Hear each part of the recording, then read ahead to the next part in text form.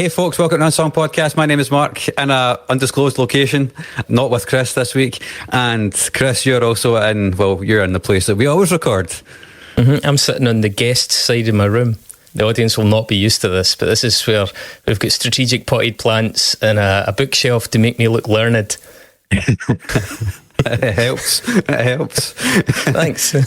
And you're going to need that in this episode because this week we've got a really special guest with us. Yeah, we're going to be speaking with Arno Michaelis. Is that correct? You nailed it. I nailed it because honestly, I was listening to somebody doing a bit about you and they called you Michaels and I was like, I'm pretty sure that is not correct. Yeah. Yeah, I get that. But Michaelis, everybody, every way but how you said it, which is correct. So thank you. So Arno, we've been teasing this for a few weeks. So if you're a regular with the show, you'll probably know this. But so Arno's a writer. A couple of books to his name. Arno is an activist, an advocate, Parents for Peace, other things. We'll get to you in 2 seconds. But Arno is an interesting figure for us to study because of Arno's past as a member of a neo-Nazi skinhead gang, but also the frontman of what at the time was a really rather successful band called Centurion. And Arno will walk us through how his life has changed since those days and how he got into the work that he does now. But Arno, could you, for starters, introduce your 2 books, both of which Mark and myself have read, but that I would very much like the audience to know about and read, and also where they can get them. I appreciate you guys reading the books for sure. My first book is called My Life After Hate, which I self-published in 2010. And the second book I have out is called The Gift of Our Wounds, which I co-authored with my dear friend and brother Party Singh Kalika and a brilliant Pulitzer Prize-winning co-author named Robin Gabby Fisher. That's available from St. Martin's Press, so most conventional booksellers would have that one. The first book, My Life After Hate, you can get at my website, which is mylifeafterhate.com. Mm-hmm. And some of the organisations that you do work for, Arno, what kind of thing do you do day to day? Well, my day job is I'm a what's known as a peer exit specialist at a group called Parents for Peace. Parents for Peace was founded by a family in Memphis, Tennessee, Afro-American family. Their son had been radicalized into an Islamist group, and he murdered a U.S. service member, and he'll be in prison for the rest of his life. And his father and his sister started Parents for Peace. Their names are Melvin and Monica Bledsoe, as the resource they wish they had when their son and brother Carlos was being radicalized. So Parents for Peace coaches families who have a loved one who's been radicalized into any flavor of violent extremism about how to create an environment that's most conducive to lead that loved one to a better place. We also work directly with the individuals of concern ourselves. And over the past year, we've realized there's a big need for frontline responders, not just law enforcement and like emergency medical tech, but mental health professionals, people who school administrators and teachers. We train those groups on how to recognize and counter extremism when they see it coming across their day-to-day. And I guess we're obviously going to get to this as well, but that's one of the main things is recognising it, knowing what you're seeing. And I think, as we mentioned, you were part of a skinhead gang, probably stereotypical in a lot of ways, the way you guys looked, the way you dressed, tattoos, that kind of thing. It's not always as easy as that, especially nowadays. And so I think there's a lot that needs to be done in terms of helping people recognise what they're dealing with before you can even start dealing with it. So, as I said, I wanted to make sure we got that up front because nobody is reducible to one label, but it's unavoidable that you had a very sketchy past. Your youth took you into, well, really like the upper echelons of the far right in some cases, sharing a room with people like David Duke. You've been, Ben Klassen, Church of the Creator founder, like the names that you encounter when you start reading this sort of stuff here about the far right. But that's not specifically why you're here. Now, you were part of a series on the Insider channel on YouTube, and it was a terrific interview, a long-form interview that you did. I would encourage people to check out the books, but also to go and check out the likes of that interview and other work that you've done if they look you up on YouTube, to sort of get the gist of your past. My Life After Hate goes into amazing detail about your journey into the gang, graduating, basically like climbing the ranks. You ended up being one of the founders of Hammerskin Nation, which is, I think, the world's biggest skinhead neo-Nazi group. And so that's all covered in there. We don't want to dwell too much on that because, first of all, I'm sure you're sick to death repeating yourself about it. And secondly, because it's been done so well by these other resources. But there was something that jumped out of the Insider interview that I watched, and it immediately made me get in touch with Mark about it. And then it kind of prompted us to just take a wild stab in the dark and send you this message and say, would you be interested about focusing on music in depth? Because as I mentioned, you were the front man of Centurion, who 20,000 plus record sales, and when you're dealing with white supremacist neo-Nazi bands, that is not to be sniffed at. I mean, what is it, 6,000 sales now to get you in the charts, Mark? Yeah. Over here. So, I mean, you were influential in that culture, I'm sure much to your chagrin these days, but you were. You had clout, a lot of people looked up to you. You were the guy on a lot of walls, I'm sure, for a lot of young men and women growing up. And I just think there's so much more we can discuss with you on that particular subject and some of the wee bits that shoot off from that. How does music radicalise? Why, for example, has every neo-Nazi white supremacist group of scale started two things as far as I can tell? One of them's a publishing house and the other one is some sort of music label or music distribution. Why is this so important to them? What does it do? You've mentioned in the past how it bypasses logic, builds identity.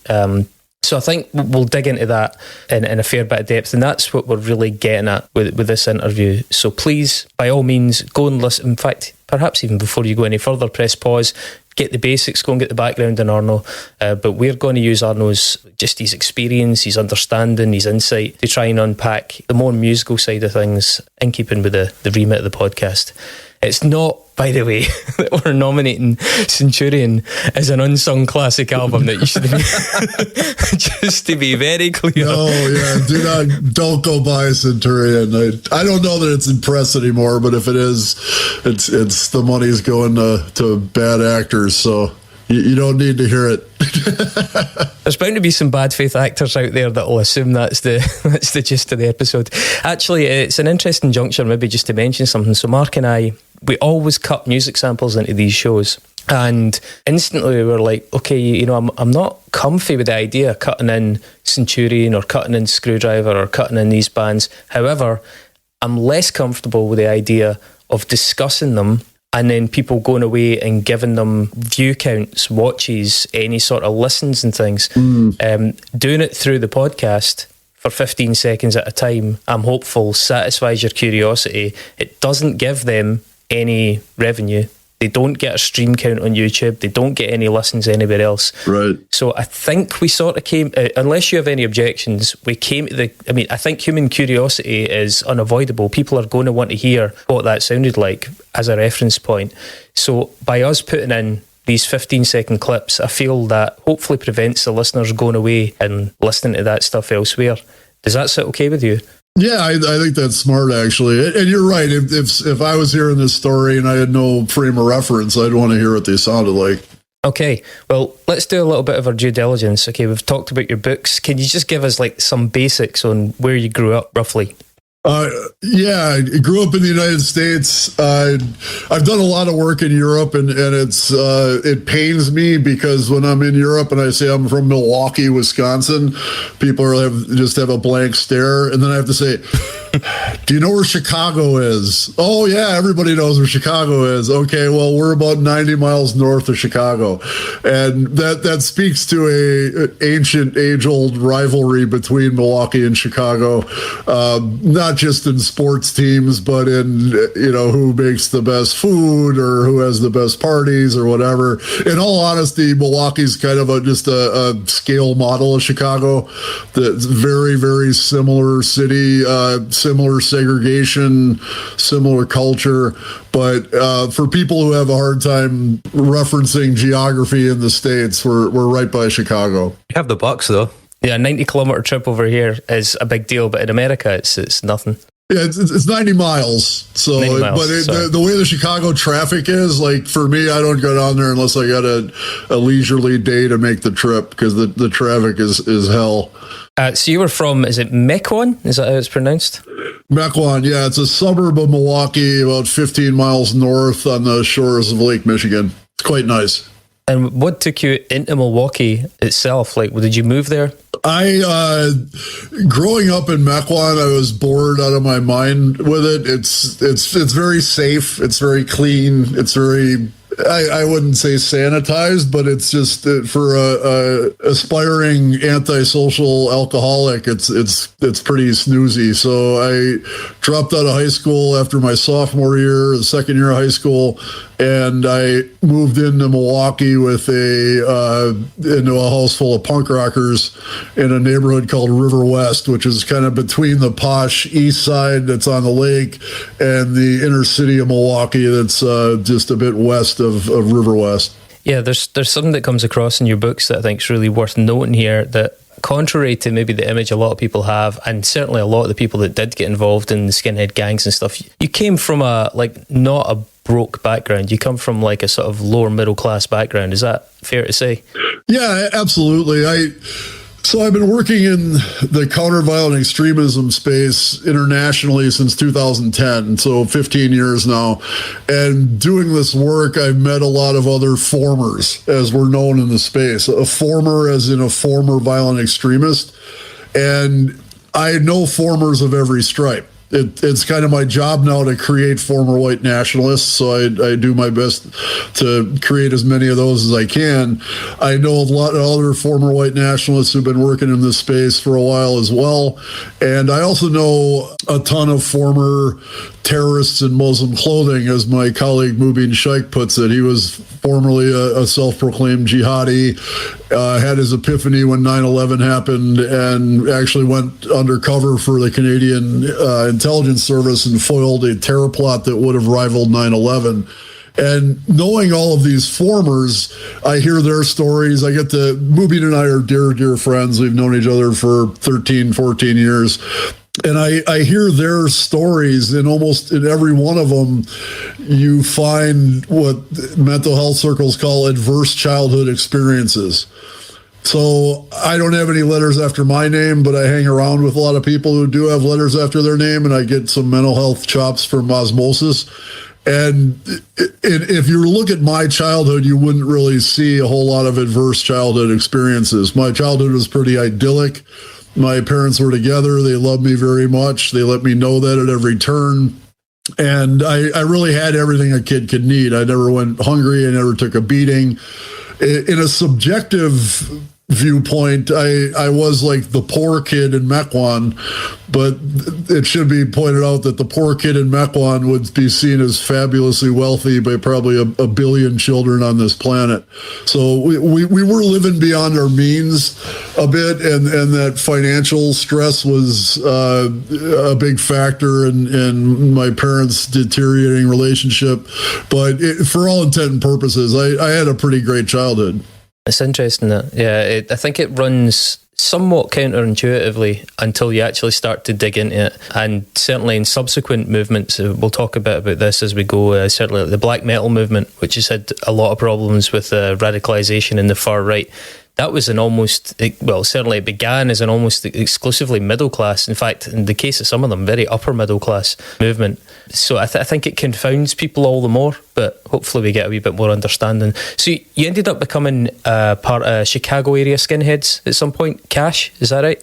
I was never a member of Cash, but it was through Cash that I was exposed to the white power skinhead movement. Cash was, to my knowledge, the first white power crew in the United States. They were heavily influenced by white power skinhead gangs in the UK, and they had formed a distro company called Romantic Violence, where they would import like Skrewdriver, Brutal Attack, No Remorse, the type of OG white power skinhead bands. Vinyl records typically to the States and then sell them on their own. And I didn't have the money to buy vinyl records even, because I spent it all on beer. So I was exposed to Skrewdriver and probably a bootleg of a bootleg cassette tape that I heard outside of a punk show. Yeah, I mean, you were a punk before you were any sort of like far right skinhead. So, I mean, what were some of your musical influences prior to that? They were quite different, as I understand it. I will. One of the most formulative musical memories I have in my life was, and this is years earlier. I was in 6th grade, and I had a buddy whose older brother was like into skateboarding and punk and whatnot. And I remember sitting in this guy's room and dropping the needle on "Fear" the record. And he's like, "I don't care about you, fuck you," and I'm just like, "Oh, yo, yes," like that was.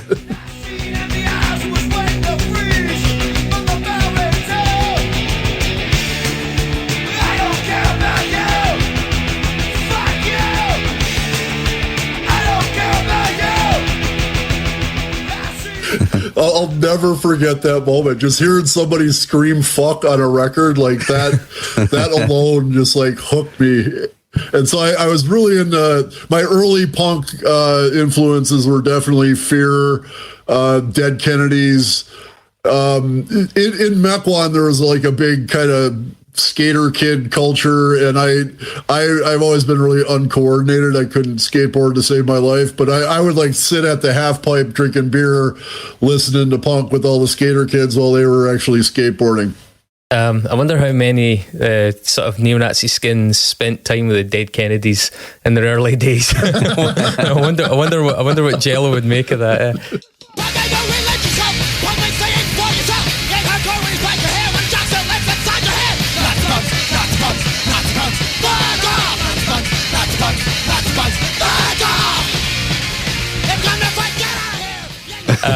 Yeah, and before that, you were into like breakdancing and hip hop and stuff as well. It's like quite a diverse background, wasn't it? I was.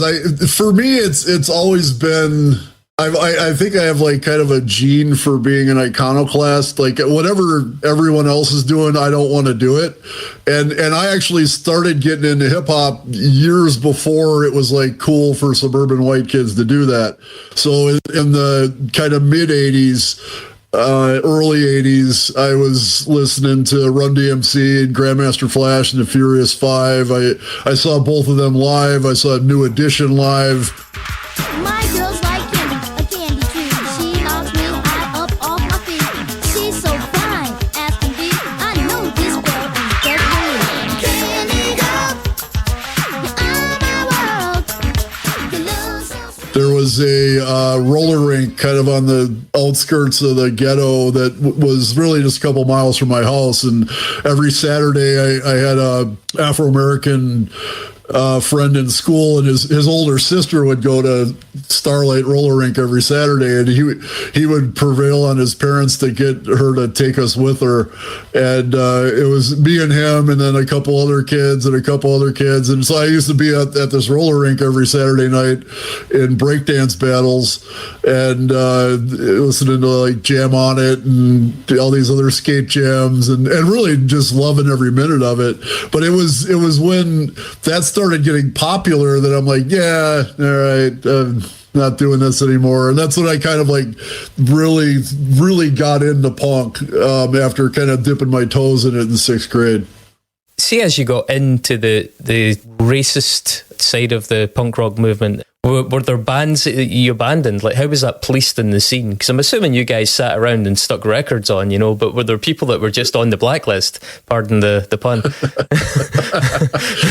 Well, I always say, like, punk is a big tent. And over the years, like, there's been every kind of like sub counterculture faction within the punk scene.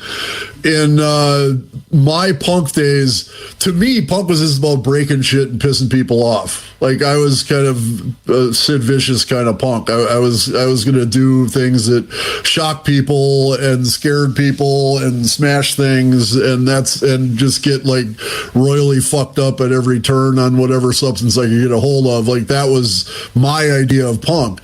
But even back in the mid 80s, there was we called them peace punks back then. And these were kind of a precursor to anti-fascists or what have you. And they were very left-oriented politically. And they had there's a Maximum Rock and Roll fanzine that I would read a lot. And when I was a punk promoter, I actually used that to network. But in Maximum Rock and Roll, they're like, don't drink Coors beer. Coors doesn't hire black people. And like, I didn't really give a rat's ass who Coors did or did not hire, but I didn't like the peace punks at all. Like, to me, punk was not about caring about things and boycotting. It was just about smashing things. So I would sit outside a punk show and actually spend, like, Coors was fancy beer to me. I was usually buying like the quantity, not quality stuff for a couple bucks cheaper than Coors, but I would spend the extra couple dollars just to get Coors to drink it in front of the peace punks. And I had my Coors hat on, and it was really the peace punks who were like, you can't listen to this band and you can't listen to that band. And I remember they didn't like Slapshot.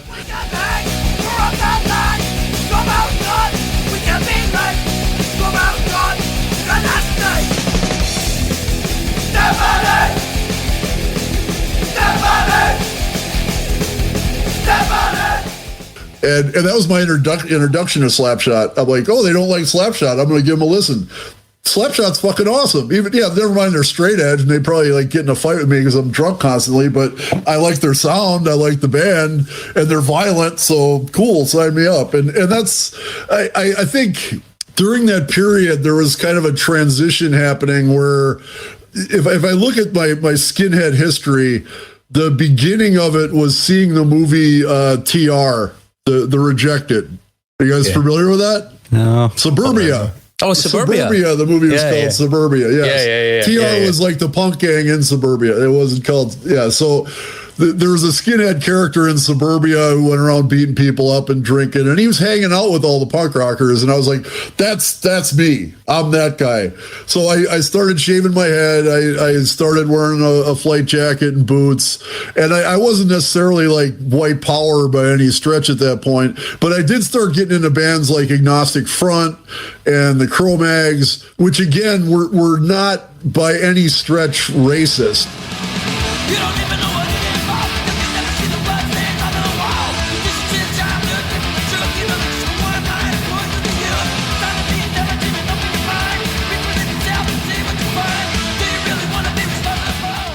But I think at times both of those bands, or at least some of their followers, would be a little like Nationalist, and I think they were doing that in the same spirit that I was drinking my Coors beer, to be like, oh, fuck you, peace punks. Here, I have an American flag on my flight jacket. That really bothers you, doesn't it? And again, like, I didn't really give a shit about America. I just knew that the American flag was offensive to peace punks. So that was what would attract me to it.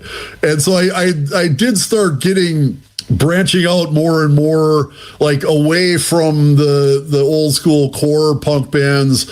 And a really formative time also was one year at summer camp, I met some headbanger kid who lived in Milwaukee, and he turned me on to Slayer and Exodus, and I turned him on to the Cro-Mags and Agnostic Front, and it was a match made in heaven. We were both like, oh, this is awesome.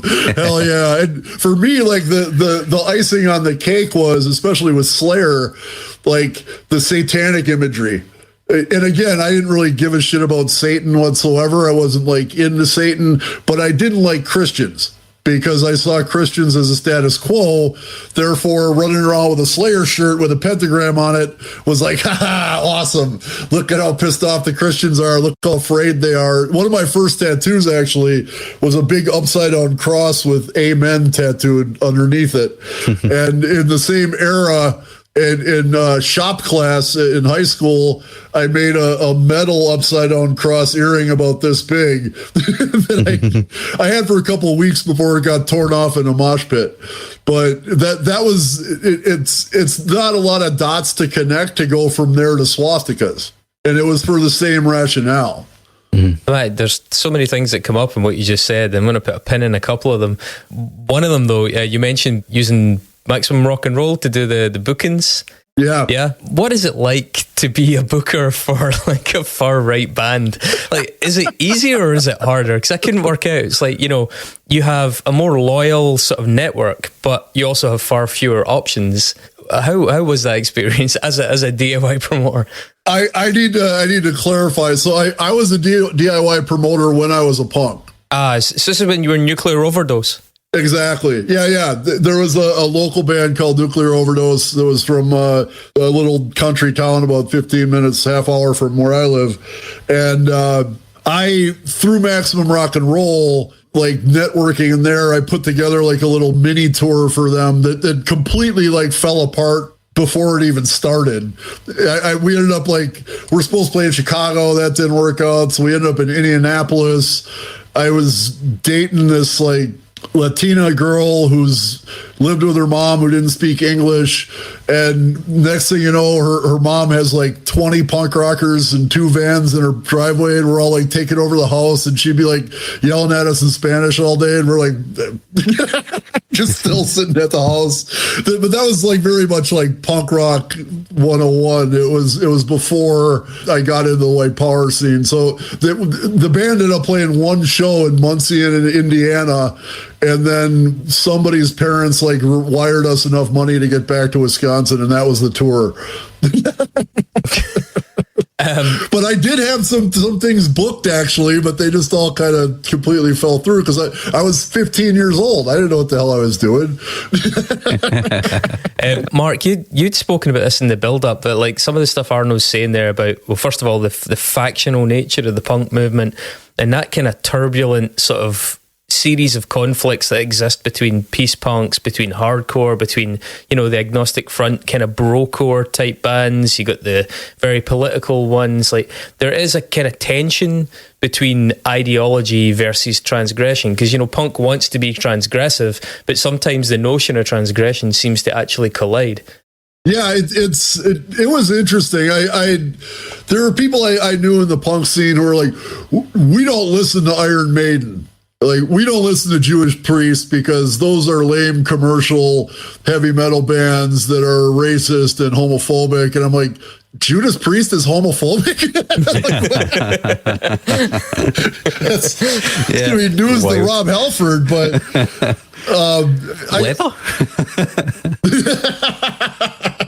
I'd say they're quite the opposite, actually. Yeah.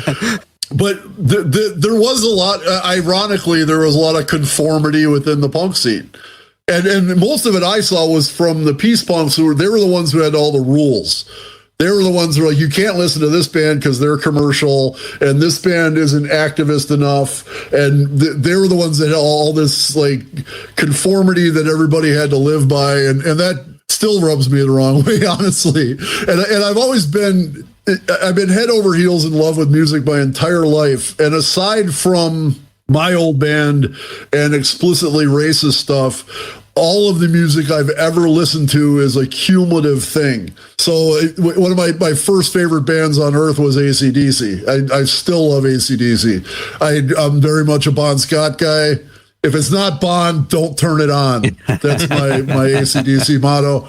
But I would like build on my musical love rather than kind of sort it out, except when I became a skinhead. At that point, it's interesting now as I'm talking about it, I see it was very clear that the skinhead approach to music was very much the same as the peace punk approach, which is you can't listen to this band because they're anti-white, or you can't listen to that band for whatever reason. And I did conform to that to a degree as a skinhead. I kind of shelved a lot of the punk stuff I listened to. I very begrudgingly shelved the Beastie Boys, but that that was very much a non-starter. I love the Beastie Boys when License to Ill came out. I saw them as a punk rocker on their License to Ill tour with the go-go dancers in the cages, and they had Murphy's Law and Fishbone opening. And it was within a year of that all of a sudden I decided I was a white power skinhead, and obviously I can't be listening to a bunch of Jewish guys doing black people music. It's I think it's interesting that you moved away. Like, you started off with hip hop. We've spoken about this before on the podcast quite a lot. There's a lot of crossover between punk rock and hip hop, and its approach, and it's the way that it seeks to transgress, and the kind of ideological framework around it.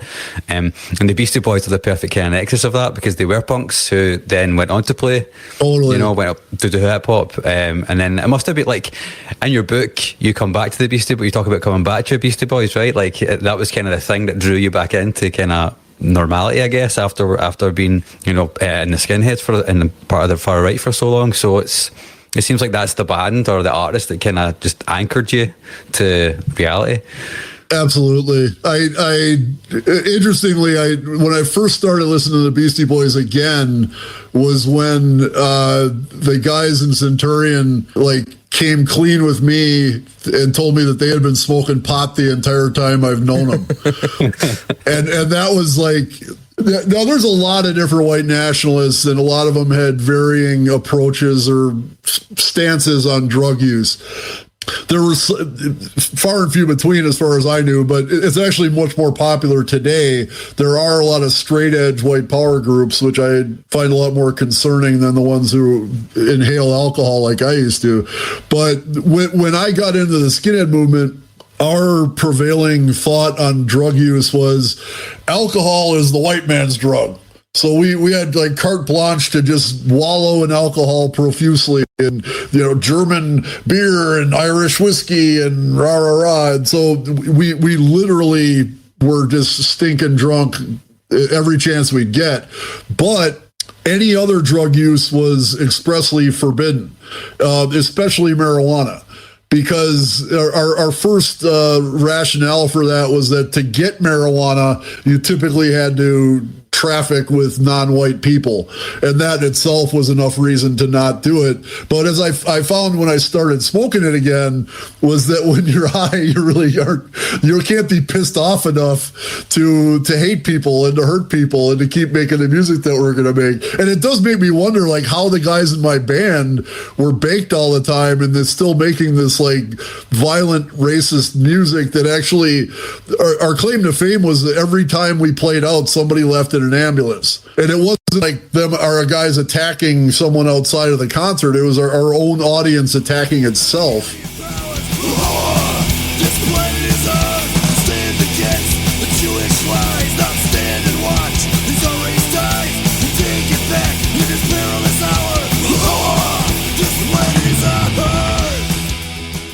So making music that brutal while you're high didn't really compute for me. But once me and my guys, it was after a band practice where one of them just said, "Hey Arno, you want to hit this joint?" And I'm like, "What are you doing?" Yeah, we've been smoking pot the whole time. And I'm like, "What?" All right, yeah, hit the joint. So once I started smoking again, it was pretty much, that was the beginning of the end. It's a really striking bit, actually, in your book when you talk about that no wonder they discourage marijuana use. I mean, yeah, I get it that weed is kind of associated with reggae, and there's all kinds of other kind of non-white musical things about it that maybe make it a bit not the image that the movement wants, right. But also you go into kind of a little bit of depth about how it takes that edge of anger away from you. And actually the people at the top of that movement, they want their stormtroopers as angry and as sharp as possible. Exactly. And what you've just said there about the straight edge, neo-Nazi white power bands, that is quite chilling. There's a calculated, there's a thought process behind that is really pretty dark as well. I agree. I honestly hadn't come across straight edge white power groups up until just 4 or 5 years ago, and I wasn't really surprised. When I was a part of the Church of the Creator very much frowned on any sort of intoxicants, and we were like, yeah, well, we're skipping that part because we like to drink. But so the idea had been postulated in my day, but there was really no one who was like kind of running with it. Whereas today there are entire groups that are really expressly straight edge, and I do think that makes them that much more dangerous. You're less likely to make mistakes when you have a clear head. At the same time, it does speak to the addictive nature of hate. In that a lot of the work we do at Parents for Peace is talking about hate as the drug of choice of people who have trauma that they're running from. And it does serve the same purpose. So even though you might have a white power group that is expressly straight edge and they don't use drugs or they don't drink, they're still high on hate. And that's they're under the influence of that substance in the same way you'd be under the influence of alcohol or drugs. Yeah, I think I can't remember if it was yourself that said it or one of the books I'd read at the same time, but they'd commented on how they actually found it slightly easier to talk to some of the straight edge bands with a view to trying to radicalise them than they did the more kind of loosely generalised punk kids. But the people who were already associating punk with ideology over transgression, because clearly at the start punk was transgression to you, it slowly kind of gravitated towards being more about ideology. But there are people that get into punk largely for ideology, and it seemed like it was actually slightly easier to bridge that if you were talking to someone who already associated punk with ideology, even if the ideology was quite different. Yeah, I'd say that's fair. I think a common thing, and actually our work at Parents for Peace corroborates this, because we've had many cases where we'd have the same kid going from white nationalist to ISIS to Antifa and then back to white nationalist. Like they're jumping around from faction to faction, trying to find some sort of refuge from whatever trauma they're running from. And obviously they're not going to find it without addressing that trauma. They're just running and from one group to another. But that speaks to the need, I think, that especially people who are in some sort of emotional distress they have a need for structure. They have a need for rules. As much as I've shunned rules my whole life, and I still do to a great degree, when I was a white nationalist, there were initially I found like comfort and strength in the rules of being a white nationalist. After 7 years, it wore on me to the point where I was ready to get out. But initially, when you first get into it, and again, this is a very mental healthy 101. If you come up from a family that doesn't have any structure, doesn't have any discipline, doesn't have any love, and now all of a sudden here's this group of people that does have structure, discipline, and a pseudo kind of love, as long as you agree with them, then that's something that would be really appealing to a kid. So you talked about the reaction you had when you dropped the needle on fear. And it strikes me it's maybe a good point to sort of mark that changing in your following a punk with mentioning the band Skrewdriver. Yeah. Very, very famous band in the history of punk rock. Or this is actually what occurred to me, and I think I maybe mentioned this to you in an email when we were building up to this.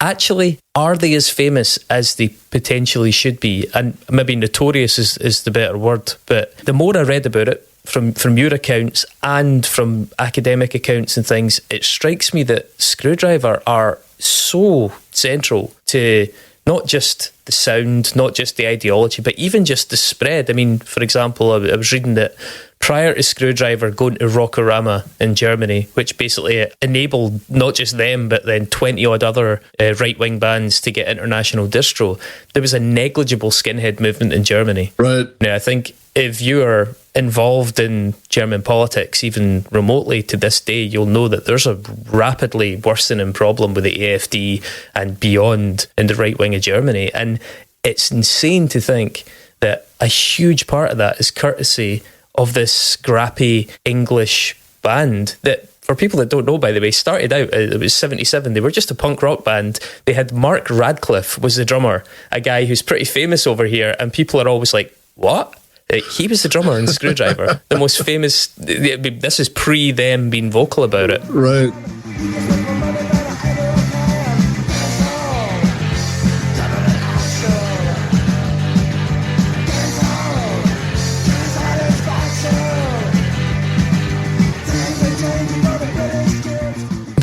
I really feel like maybe they're under acknowledged as being central to this. What was your encounter with them like, and did you see Skrewdriver having a similar effect on, you know, other people in the movement around you?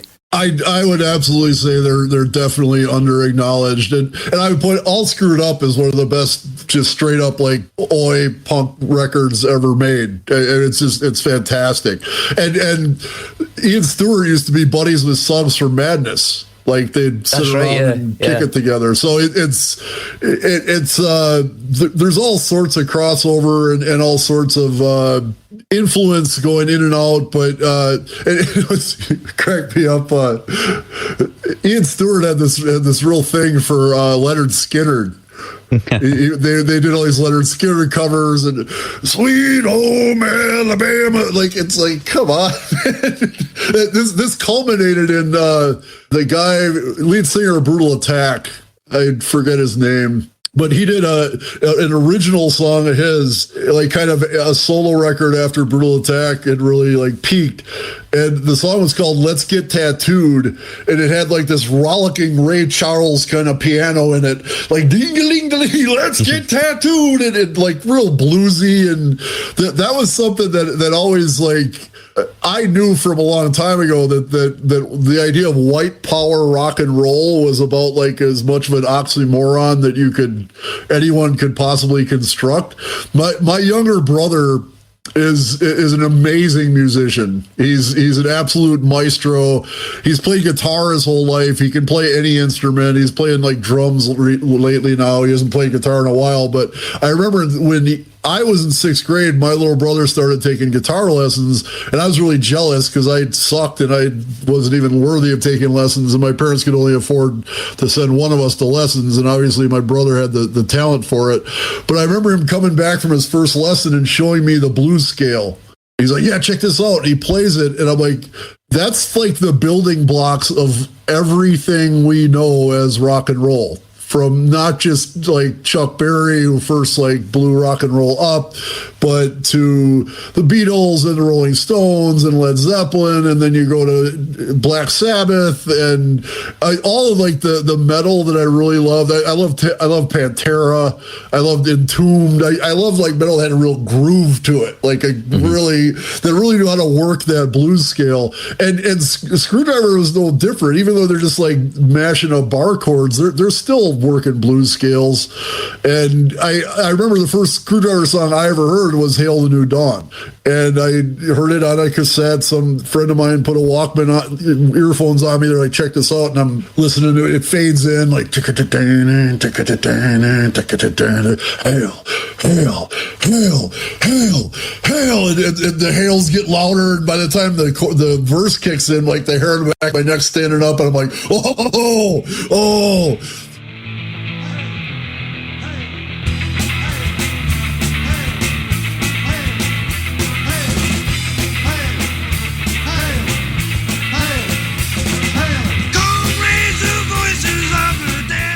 This is almost as good as Lee Ving saying fuck. It's better actually because it shocks people more than Lee Ving saying fuck, because it was literally the exact same imagery and romance that Adolf Hitler infused into the Hitler Youth.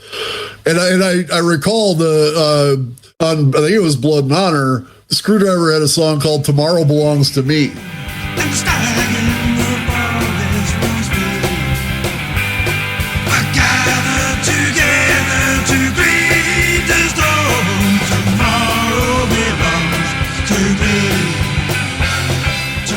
And when I was first introduced to that song, it was some guys from Cash who brought the record up to Milwaukee. And side note, when we first met the Cash guys, like they kind of assumed that they were going to be like in command of us. And like that didn't work out too well for them. They were violently thrown out of our house and told that no one's commanding us. But it was after we had gotten hold of the Skrewdriver records. And I remember listening to Tomorrow Belongs to Me. And one of the guys from Cash goes, yes, this is this song was first done as a Hitler Youth song. And I'm like, wow, really? That's awesome. Ian Stewart's covering a Hitler Youth song. Wow, that like, I feel so connected to my heritage as a German Aryan pure-blooded white man by listening to this song, Tomorrow Belongs to Me. And later on, I found out that the song was actually written and composed by Jewish theater people That's right. in cabaret. Yeah. That's absolutely right, yeah. But gather together to greet the storm. Tomorrow belongs to me. It had nothing to do with the Hitler Youth other than it was like satire of the Hitler Youth, and in a really powerful way. I've seen this scene in the movie where, you know, this young boy starts belting out "Tomorrow Belongs to Me" in this beer hall, and everybody stops and they're like, "Oh, it's so beautiful." And I forget if it was like Rodgers and Hammerstein, or I'm not a big theater guy, but whoever the Irving Berlin it may have been, I'm not sure, but whoever the Jews behind Cabaret were, like, they're the ones who wrote that song. And later on, it hit me. I wrote, actually, I wish I would have shared this with you guys. It's very apropos, but I wrote a bit called "The Soundtrack of My Life After Hate." And it's basically like my musical journey going back from day one to now, and like everything I'm listening to and everything I was into. And in it, I just did some research, and I found out that, yeah, the song was not a Hitler Youth song. It was from Cabaret, which means one of two things. Either A, Ian Stewart is so dumb that he didn't know that, or more likely B, he's a liar. Like an outright bald-faced liar. And so neither one reflects too well on Ian Stewart, but the Skrewdriver was a huge influence for me. I had All Screwed Up on my phone, but like Apple Music won't let me play it.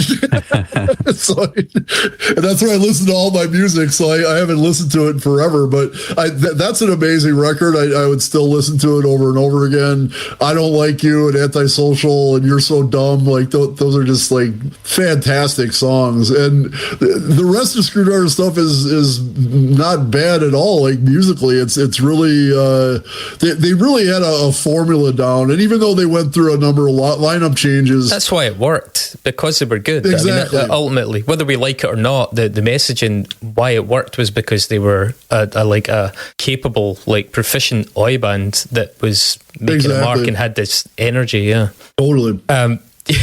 Did the Centurion not do a cover of a Skrewdriver song?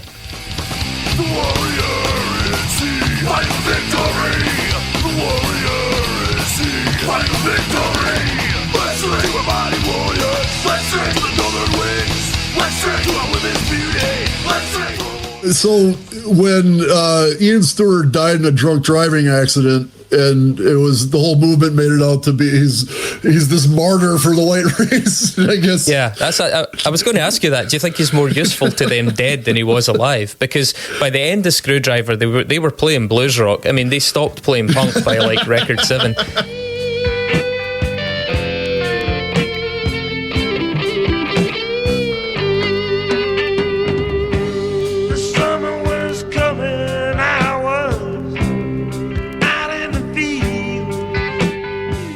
So Ian Stewart Donaldson dying for them was probably the most useful thing he could do at that point, because now you have that annual party and everybody, you know, has their festival and gets together. And right, I wouldn't argue with that. I think had Ian stayed alive, he would have just been doing outright like Muddy Waters covers, teaming up with Van Morrison. Totally, exactly.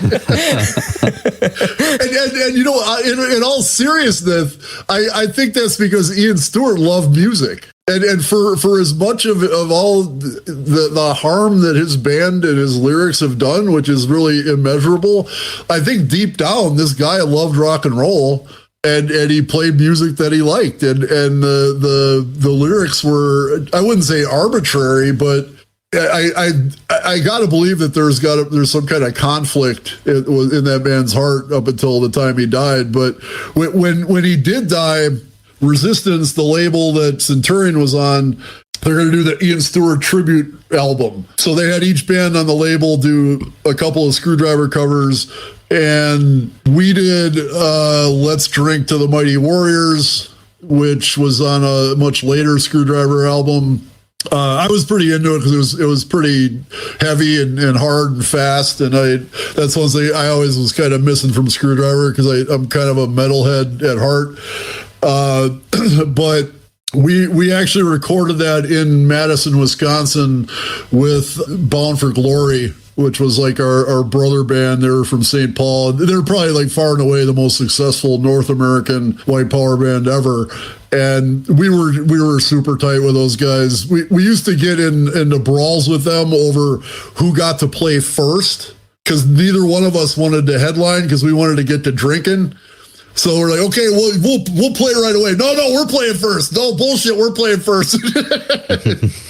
Do you have any communication with them anymore? I mean, are those guys still in the movement? Did they stay with it? Did they drop out? I don't. The last person I talked to was Ed Wolbank, who was the guitar player and really like driving force behind Bound for Glory. And this was kind of, I was on the way out, and I was drunk dialing people.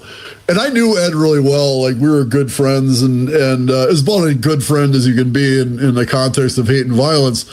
And I was drunk dialing him, and I had him on the phone, and I'm like, Ed, I got to tell you something. You're going to hate me, though. I got to tell you something. He's like, yeah, go ahead and tell me. And this is like, I'm so drunk, I don't remember what I said 30 seconds earlier. It's like, well, hold on.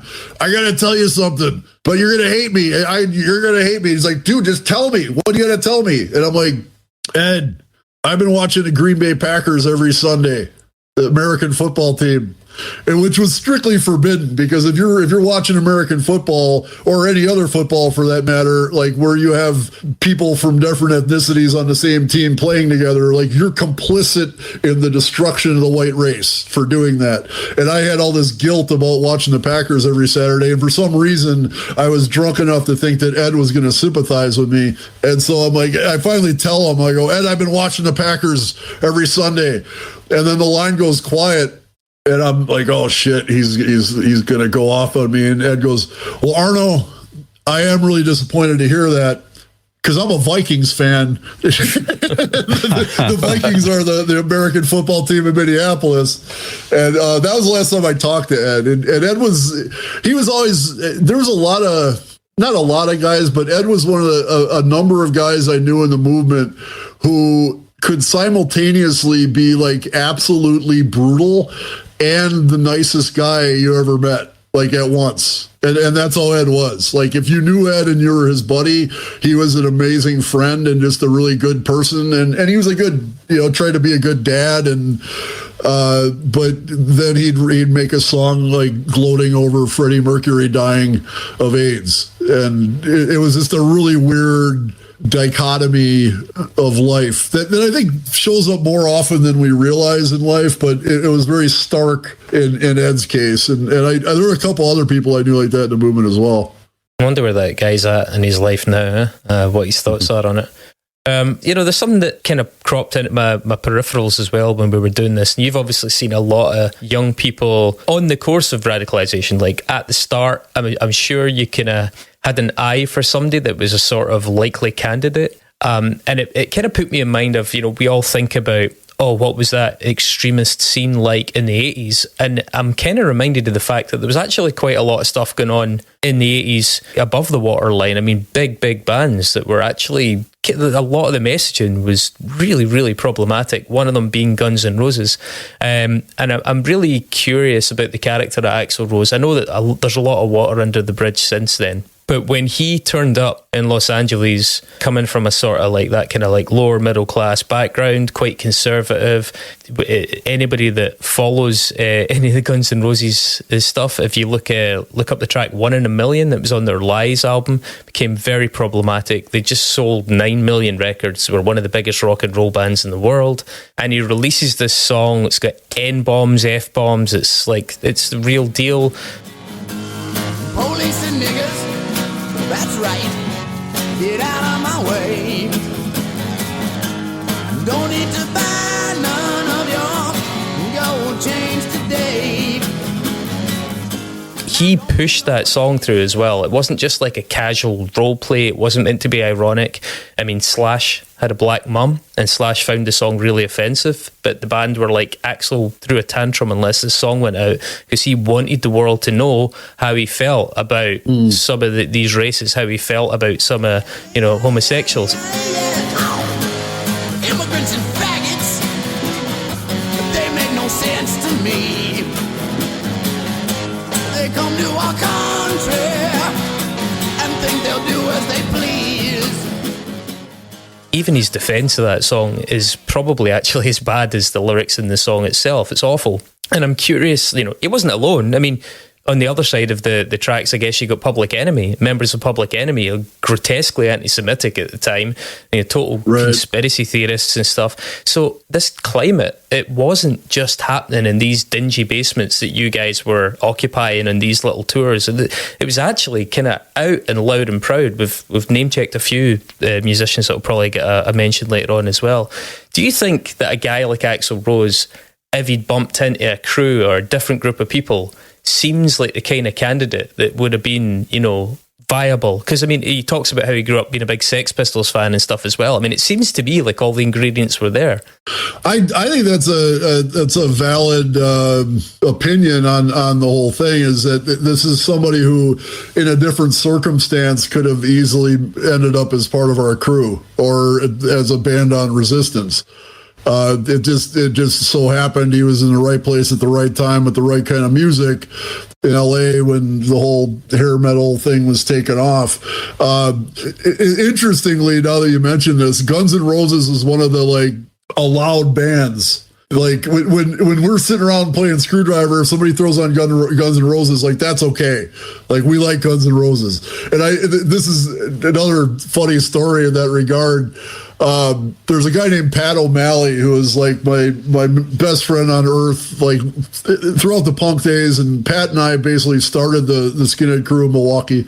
He was in your second band, is that right? One Way? Pat was in my first and second band. My first band was One Way, which Pat was as much of a driving force as I was. And after Pat got arrested for shooting a kid that came into a drive-by at our house, and that scared off our other band members of One Way. So we brought in a new drummer and bass player. Bass player would later play bass for Centurion, and we started a band called Hammerhead, which was pretty short-lived. But Pat and I were super tight, and Pat was like, he loved music too, and he loved Guns N' Roses, and we were sitting around playing Guns N' Roses, and this is when we had like these kind of transient skinheads coming through town, and that was like the social network back then, is they would come into town with a battered notebook full of P.O. boxes and prisoners' addresses and stolen calling card numbers, and that was how our network grew amongst the white nationalist scene worldwide. And one of these out-of-towners comes in, and we're listening to Guns N' Roses, and I appreciate the ability to speak freely, but I can't say racial slurs without hurting my own heart nowadays. But somebody says, we're listening to Guns N' Roses, he goes, well, Slash is a N-bomb. And Pat gets in this dude's face, and he's like, what did you just say? He goes, Slash isn't white, his mom's black. And so we get in this big argument about it, and the guy pulls out the back of the Guns N' Roses record, and he's like, look at him, look at his face. And you can't see his face because he's got his big top hat down to here. All you see is his mouth with a cigarette hanging out. And the guy goes, look at his lips, he's got big lips. And Pat's Irish, and he does kind of have big lips. He's like, I got big lips too, motherfucker. You trying to say I'm black? If only he knew. and this guy quickly he's like, okay, Guns N' Roses are cool, you can play Guns N' Roses. When did Pat find out? Probably when he was in prison. Yeah. Man. Like most of us, like Ian Stewart with Tomorrow Belongs to Me, so much of being a white nationalist is knowing in your heart that you're completely wrong, that you're a total fucking hypocrite, but you just like just try to live with it. You try to proceed that way. And I think Pat might have had a little bit of that. And Pat's other favorite band was the Rolling Stones. And we're like, I was like, they do make black people music, Pat. We can't listen to Rolling Stones. Now the Rolling Stones are one of my all-time favorite bands that I listen to a ton. But back then, like that was crossing the line. Guns N' Roses you could do though, and when this is prior to One in a Million, so when that song did come out, it was really validating for us. Yeah. I can believe that. We're like, see, we have an ally. We have someone at that stature who, even though the guy in his band might not be entirely pure-blooded Aryan white man, he's saying things that resonate with us, and we very much grabbed onto that. There was always rumors of Phil Anselmo from Pantera being racist somehow, and he's a hardcore racist, man. He's been banging to rights a number of times. It has, well, I from what I saw, he's like all fucked up on heroin, and he's going white power, and it to me it just seemed like a shit posting thing. Like he's like, okay, you want to say I'm a Nazi? Here I'm a Nazi. White power. What's the singer of Machine Head called again? Rob Flynn. Rob Flynn. Yeah. Rob Flynn toured with them. Rob Flynn's got a lot to say about Phil Anselmo backstage. He's like, that was not a one-off. Phil's like a lifer for that stuff. He's just been better at keeping a lid on it throughout his career. But yeah, Rob Flynn was pretty hard and fast. He's like, no, backstage, when he doesn't feel like he's being recorded, he's got a lot more to say. It wouldn't surprise me. And yeah, I certainly don't know as much as Rob Flynn would know. Yeah. So before I move on, something that popped into my head. I was there talking about the 80s and about this messaging, but then it's clear that never went away. How do you think the equivalent of your ex-peers in that group and on the far right reacted to Kanye and his latest swastika t-shirts and swastika album cover and his just general like mania? Because it is getting really hard. I think, we're not going to talk about political figures, but it's getting really hard to know where the irony stops and starts. And I think actually that's become a really useful device for the people that are behind it. And Kanye is one that I really can't get my head around at all. The whole Kanye thing just to me speaks of it emphasizes how anti-Semitism is the connective tissue of all violent extremism. And going back to my day and even far earlier than my day, a fairly big influence of mine in my movement days, like ideologically, was George Lincoln Rockwell, who was the leader of the American Nazi Party in the 60s. And he had led it to its biggest resurgence since the Bund in World War II. George Lincoln Rockwell appealed to me because he had a really biting wit. He was really funny. And he would really like surgically employ this humor to dehumanize people, to dehumanize Jews and dehumanize Afro-Americans and anybody else. And it was, the humor was appealing, but he was also just like very sharp. He seemed to be very could put an argument together, and he was charismatic. He was a great speaker, but George Lincoln Rockwell and Elijah Muhammad, the founder of the Nation of Islam, were like this. They used to invite each other to speak to their respective audiences. So there's photos of George Lincoln Rockwell by himself, the only white face in this sea of black faces at a Nation of Islam meeting, where he's up there speaking about racial segregation and anti-Semitism and getting a standing ovation. And conversely, they had Elijah Muhammad come speak to the American Nazi Party meeting, and he got the same response. Back in my day, we always lived in the hood because we worked like menial low-wage jobs and couldn't afford to live anywhere else. So I had a buddy who lived a little bit past an intersection where there was always Nation of Islam guys there selling their newspaper. And whenever I stopped at that intersection on my way to my buddy's house, and mind you, I got a shaved head then, swastikas on my jacket, like it's no mistaking who I am and what I'm about. Every time I saw the Nation of Islam guy with the bow tie and the Final Bugle or whatever their newspaper was called, I'd buy one for $1 from him. And when he'd hand hand me the newspaper, we exchanged this kind of knowing glance. Like, yeah, almost. I wasn't about ready to call this guy my brother, but we were just like, yeah, you're my ally.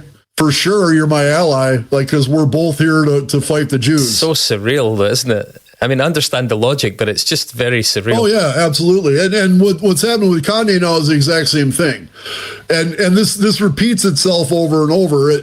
David Duke last year endorsed Jill Stein for president because Trump was too cozy with Israel. Like that's the list of priorities for white nationalists is like, we hate Jews more than anything else, and we will concede on any other point as long as this hatred of Jews can be front and center and can be advanced. So I don't know if you guys see this, but like when Kanye first like really started acting up, it was like 3 years ago or something. White nationalists had made a swastika out of like a swastika looking symbol out of a Kanye symbol. So it was like a Kanye swastika, and they had flags made of it. And there's a bunch of like rabidly anti-Semitic jerk-offs called the Goyim Defense League, and they were hanging banners on the 405 in L.A. saying Kanye was right. The Jews are horrible. The Jews are doing this. The Jews are doing that. So it's to me, it speaks to the foundation of anti-Semitism that all of this hate has, and really that's where it all comes back to. In our cases in Parents for Peace, as I mentioned, we deal with white nationalists, we deal with terrorists in Muslim clothing, we'll deal with Antifa, we deal with environmental terrorists, we deal with incels. Every single one of them are anti-Semitic. That's the common thread that they all have. And no matter what else they disagree on between these groups, they will always set those disagreements aside to unite over their hatred of Jews. One of the things that really stuck out from some of the reading as well is that a lot of when you get into the more ideological, the dense stuff, which actually we'll talk about in a second, you have things like racial segregationists, and they start to flesh out these ideas of like, oh no, we'll take this part of the country, they'll take that part of the country, but there's never a section for Jews. You know, it's always like, you know, they have the Nation of Islam and the white supremacists have a plan where they'll just live separately, but the one thing that's non-negotiable is that Jews have to be eliminated. They are like an infection. Yep. And that kind of ideology, as you say, it weaves all these otherwise bizarrely different ideologies together, and they do seem to be able to overcome it. I mean, you're talking about that as well, the commonality of it. Something that Mark and I have covered on the podcast a few times is the rise of conspiracy culture and the fact that that's such a big part of music in some fields. So drop a few names in, some of whom I like, by the way. You got Megadeth, bands like Muse over here, who are huge. Even Ministry, a band that I've got a lot of time for, and they're coming at things from different sides of the political spectrum. But they're groups that at one point or another, or sometimes all the way, have followed a sort of narrative that's maybe even close to like the Zeitgeist movies, you know, like slightly conspiratorial 9/11, World Bank. And when it gets into the New World Order globalist thing, you start to realise that not that we had this conversation on the Muse show. I'm not saying that Muse are openly or even aware that they're anti-Semitic, but the narratives that they peddle go into like almost like protocols type, you know, world banker, Jewish banker kind of things. And I think that's an interesting modern phenomenon, because it seems to me, and maybe you can corroborate this or otherwise, that has become the main recruiting vessel now, kind of coded anti-Jewish language that uses very loose phrases that when people defend Kanye, they say, oh, he's not a Nazi. It's like, well, I'm not saying he's a Nazi, but he's an anti-Semite. Right. That's what he is. He's an anti-Semite. Absolutely. And I think that distinction is given all these people a hiding place. Do you see that as being like a bigger problem now than the overt neo-Nazi, you know, the caricature? Yeah, absolutely. And you're right. It does all go back to the protocols of the elders of Zion. So when we first started coming on, there were a lot of the like, old school neo-Nazis started crawling out from under their rocks, kind of energized by our presence. And the less thoughtful ones, like the cash guys and some other guys, were like assuming they're going to come command us, and they got their ass kicked like anybody else. But the more wily ones would kind of sit back and let us lead, but they would like here, you got to read this, you got to read that. And one of the first things I was told that I had to read was the Protocols of the Elders of Zion. And it was pitched to me as like, this is the minutes of a meeting of a bunch of like the most powerful Jews in the world talking about how they're going to take over the world by taking over banking and media and theater and entertainment and sports and like and of course, and it's the Jews saying it. This is their own words. This is like from their mouth, so you can't argue with it. And I bought it hook, line, and sinker. But within the past 2 years, and especially since October 7th, I've really focused on countering anti-Semitism because, as we've discussed, it is the foundation of all violent extremism. And if you can chip away at that foundation and begin to dismantle it, it has a corresponding effect at all downstream radicalization and violent extremism. Looking at the Protocols of Zion, it was a forgery based on a satirical, fictional account of Machiavelli and Montesquieu or whatever having a dialogue in hell with like some other fictional 1800s literature like mashed into it. And it was initially pitched in... Is it Biarritz, the book? It was like a fictional... It was a chapter in a kind of novel that was then expropriated by someone else and then totally repurposed. Exactly. And it was initially a czarist effort in Russia pre-revolution to say, hey, the Bolsheviks are a bunch of Jews. And here you can see that this is their plan and this is what the Bolsheviks are doing. So it was a weapon to counter the Bolshevik revolution. But in all irony, like irony upon irony, once the Bolsheviks took over, they took it and said, no, see, this is how the Jews are capitalists. And see, Marx wrote about the Jewish question, and he said that the Jews are all capitalists, and capitalism's their fault. So they took the same document that was meant to discredit their movement by blaming it on Jews, and rather than like shit can the document, they said, no, this document actually proves that our movement is necessary and true, and the Jews are still our enemy, just for the complete opposite direction. And so that carries forth, it's the screwdriver of anti-Semitism. Like all anti-Semitism since then has been influenced by the Protocols of the Elders of Zion, including the Holocaust and including Stalin's pogroms of Jews, which took out millions of people as well. And honestly, coming up to today, we have the same thing where people are like, well, I'm not anti-Semitic, I'm just anti-Zionist.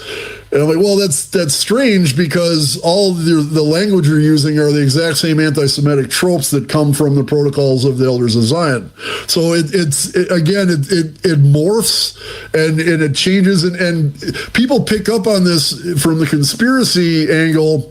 I'm a big fan of an Israeli anthropologist named Yuval Noah Harari.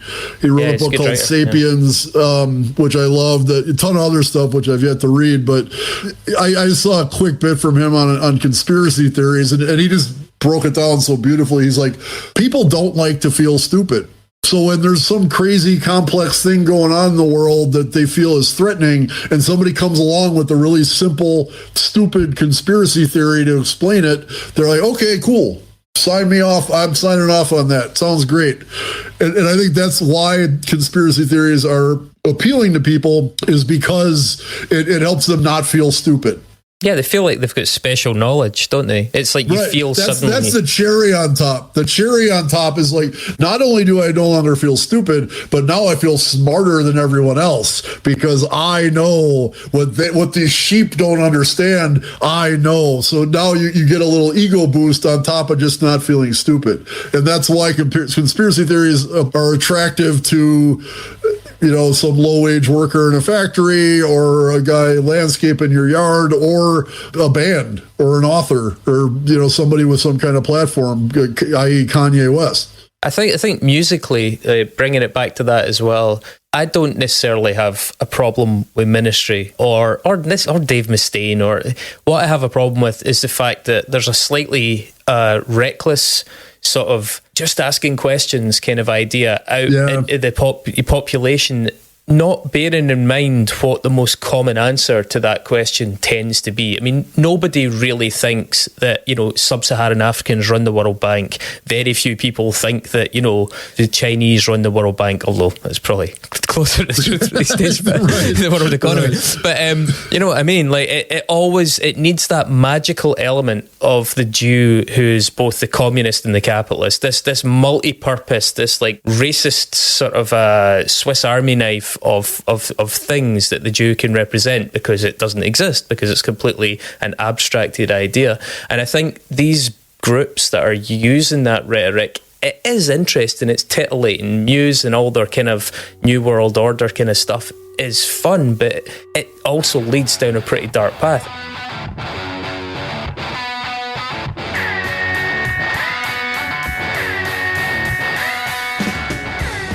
Well, I think that's a really good moment to take a wee pause there, because this has definitely turned into a two-parter. So join us in the next episode where we will conclude our interview with Arno Michaelis. See you then.